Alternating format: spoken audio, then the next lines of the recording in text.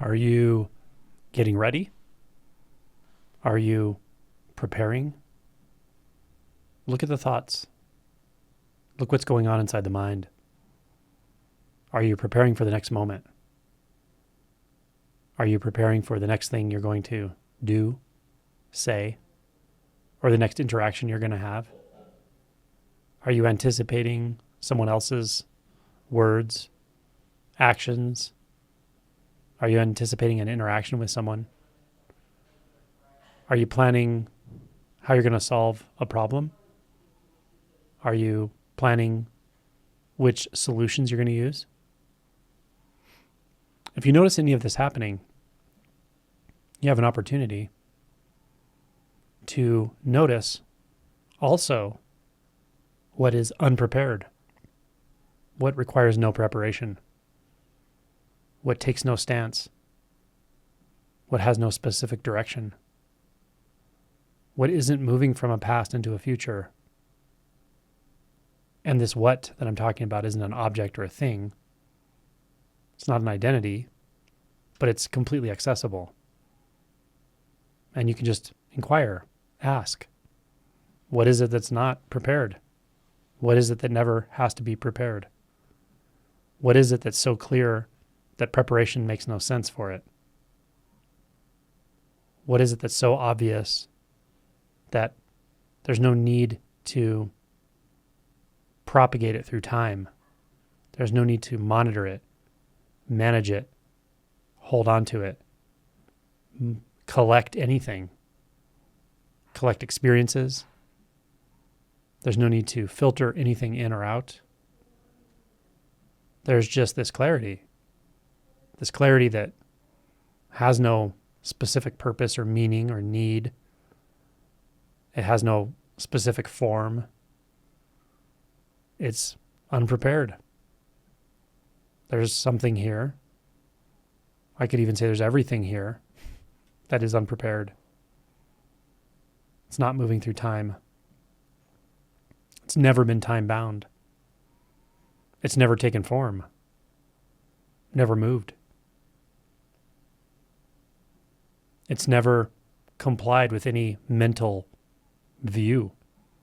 It's never been this way or that way. It's never been a problem and never needed a solution. It's never been lost, so it can't be found. There's no path to this, no recipe for it.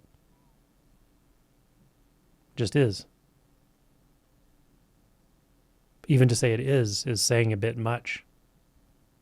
It's adding an unnecessary characteristic to it. I could say it's is and is not. I could say it's here and not here, real and unreal. But there's really no need to even say those things, those descriptors, other than to break a certain spell, other than to undo a whole lot of apparent doing. How to break apart a mass of preparation, bracing for the future, expectation. So breaking that apart sometimes is helped by pointing to these paradoxes. That this is so obvious that it can't be missed, and yet it is overlooked. Overlooked by the sense of a separate me, a seeking me, a suffering me, a struggling me, a collection of imagined pasts and futures, experiences, and so forth. So that's,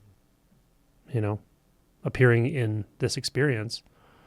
But it doesn't change the basic truth.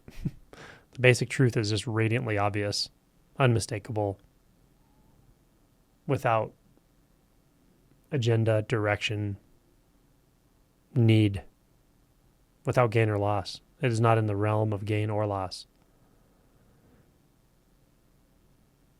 It's not good or bad, not large or small.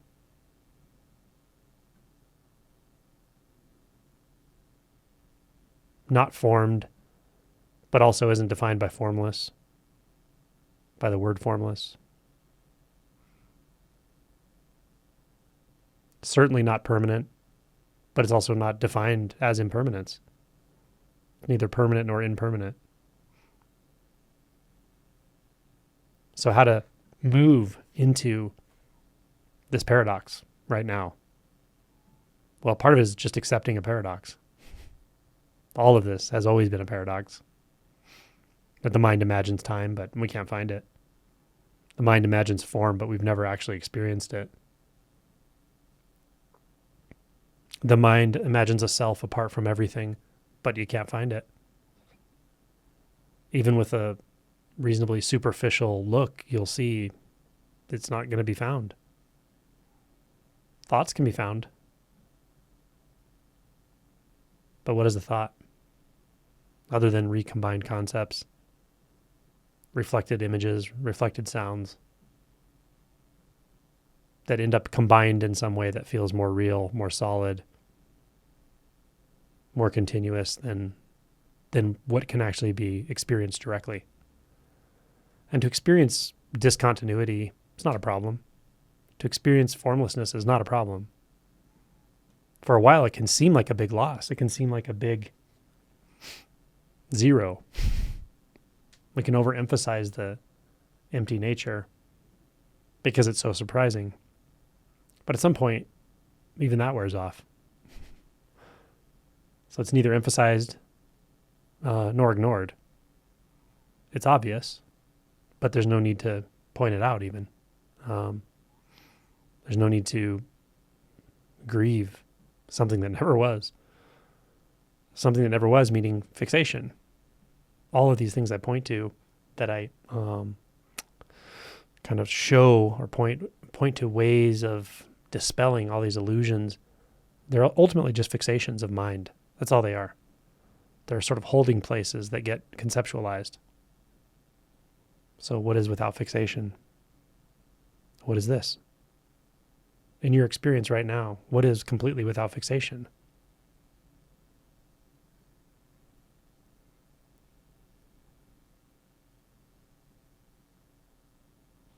What is without holding, ungraspable?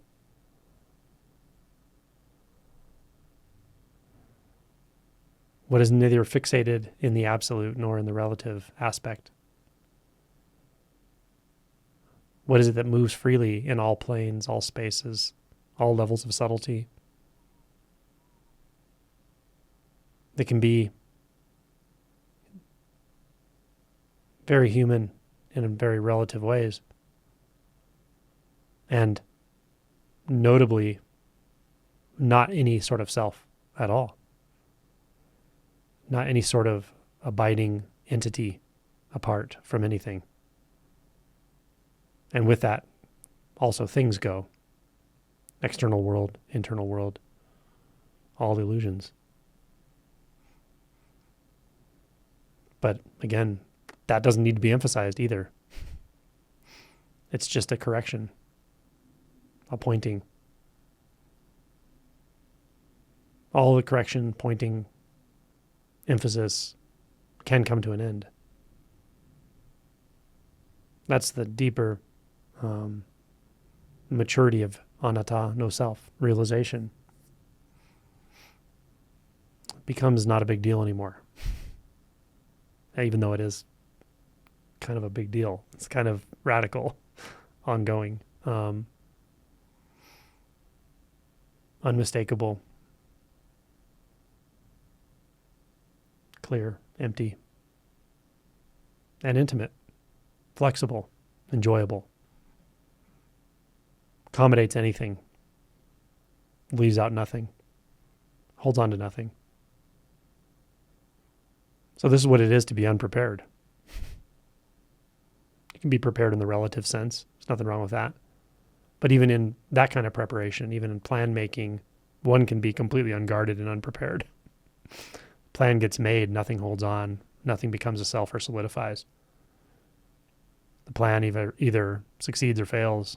Nothing solidifies, nothing becomes a self. Nothing collects that experience. Nothing suffers from that experience.